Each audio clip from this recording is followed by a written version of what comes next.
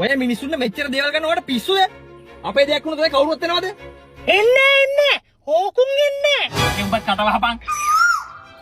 සීනි එහෙල්ල වරියක් අරගෙන. යෝගට් මේ තේකොළ ටින් එකකුත් අරගෙන. පිස්සුද? එහෙනම් අපි ඔක තියාගමු. තේ බිලි වලලා මොනවා හරි දාන්නත් පුළුවන් ටින් එකේ.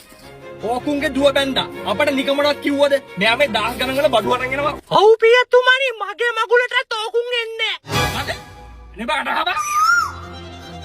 පියතුමනි බඩගිනී නේ. මටත් ගමන පටන් ගන්න කලින් මොනවා හරි කමුද? ආයෙ මොනව ගන්නද?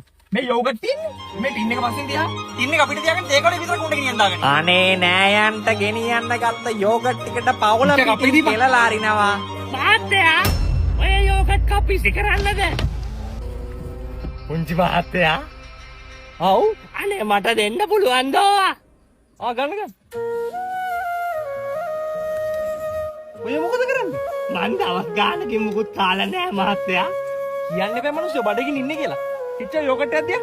උඹත් හිච්ච මේ වගේ දේවල් පුරුදු වෙන්න ඕන. පුළුවන් වෙලාවට අපි මිනිස්සුන්ට උදව් කරන්න ඕන. ආවචා මේකත් ලේව ගන්න. මම මේ පාර වල ටික වැඩිපුර ඉතුරු කරා. තොට ශ්‍රක්ද මහත්තයා? පියතුමනි මේ අවුරුද්දේවත් පරණ තරහමරහ අමතක කරලා කොලි ටිකට නෑගපමුද?